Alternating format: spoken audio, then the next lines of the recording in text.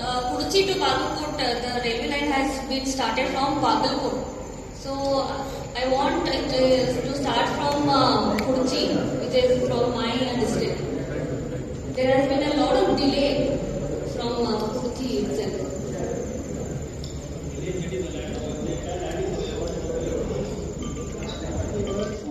ಇವತ್ತಿನ ಸಭೆ south western railway ನೈಋತ್ಯ ರೈಲ್ವೆ ಡಿಪಾರ್ಟ್ಮೆಂಟ್ ಅವರು ಹಾಗೂ ನಮ್ಮ ಎಲ್ಲಾ ಭಾಗದ ಬೇರೆ ಬೇರೆ ಜಿಲ್ಲೆಗಳಿಂದ ಎಂಪಿಗಳು, MLA ಗಳು, MLC ಗಳು ಹಾಗೂ ಸ್ಪೆಷಲ್ ನಾಮಿನೇಟೆಡ್ ಮೆಂಬರ್ಸ್ ಕೂಡ ಅವರು ಕೂಡ ಬಂದಿದ್ರು ಇವತ್ತು. ಇದು ಮೀಟಿಂಗ್ ಆಕ್ಚುಲಿ ಹೋದ ತಿಂಗಳ ಆಗ್ಬೇಕಾಗಿತ್ತು, ಅವರು ಪೋಸ್ಟ್ಪೋನ್ ಮಾಡಿದ್ರು. ಬಟ್ ಇವತ್ತು ಕೂಡ ನಡೀತು. ಒಳ್ಳೇದು ಸೂಚನೆ.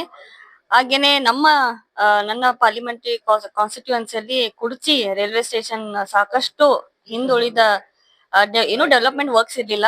ಈಗ ಮೊನ್ನೆ ತಾನೇ ಅವರು ಶೆಡ್ ವರ್ಕ್ ಮತ್ತೆ ಸ್ವಲ್ಪ ಲಿಫ್ಟ್ ಬಗ್ಗೆ ನಾವು ಕೇಳಿದ್ವಿ. ಅವರು ಕೂಡ ನಮ್ಗೆ ಡೀಟೇಲ್ಸ್ ಕೊಡಿ, ಅವರು ತಮ್ಮ ಕಡೆಯಿಂದ ಮಾಡ್ಕೊಡ್ತೀನಿ ಅಂತ ಹೇಳಿದ್ದಾರೆ ಆಫೀಸರ್ಸ್. ಹಾಗೇನೆ ಮತ್ತೆ ಶೆಡ್ ಬಾಳಿಂದ ವಿಜಯಪುರ ಅದನ್ನು ಕೂಡ ಕೇಳಿದ್ವಿ. ಅದು ಆಕ್ಚುಲಿ ರೇಟ್ ಆಫ್ ಇಂಟ್ರೆಸ್ಟ್ ಅದು ಕಮ್ಮಿ ಇದೆ ಅಂತ ಹೇಳಿದ್ರು ಅವರು. ಆ ರೀಸನ್ ಅನ್ನ ಕೊಟ್ರು.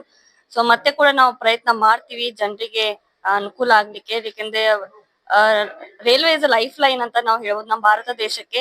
ಸೊ ಹಾಗಾಗಿ ಬಹಳ ಸ್ವಾತಂತ್ರ್ಯ ದಿನದಿಂದ ಅವತ್ತಿಂದ ನಡೆದಂತ ಇವತ್ತು ಕೂಡ ನಮ್ಮ ಭಾರತ ರೈಲ್ವೆ ಜನರಿಗೋಸ್ಕರ, ಎಸ್ಪೆಷಲಿ ಬಡ ಜನರಿಗೆ ಅವ್ರಿಗೂ ಸೇವೆನ ಸಲ್ಲಿಸ್ತಾ ಇದೆ. ಸೊ ಹಾಗಾಗಿ ಇವತ್ತು ಕೂಡ ಎಲ್ರಿಗೂ ಸಮಾನವಾಗಿ ಆ ಸೇವೆ ಸಿಗ್ಬೇಕು ಅಂತ ನಮಗ್ ಕೂಡ ಆಸೆ ಇದೆ.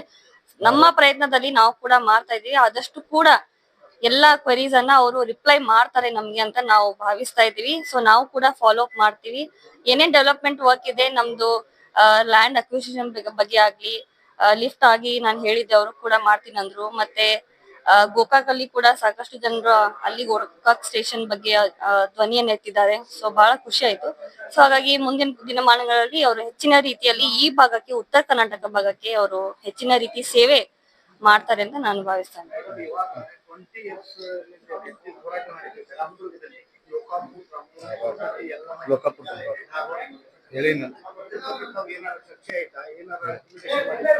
ಅದ್ರ ಬಗ್ಗೆ ಧ್ವನಿಯನ್ನ ಸವಾಲನ್ನ ಹಾಕಿದ್ದಾರೆ ಅವರು. ನಾವು ಅದನ್ನ ಡಿಸ್ಕಸ್ ಮಾಡಿ ಹೇಳ್ತೀನಿ ಅಂತ ಹೇಳಿದ್ದಾರೆ. ಸೊ ಅದನ್ನ ನಮ್ಮ ಮುಖಂಡರು ಅದನ್ನೆಲ್ಲ ಕೂಡ ಫಾಲೋ ಅಪ್ ಮಾಡ್ತೀನಿ ಅಂತ ಹೇಳಿದ್ದಾರೆ.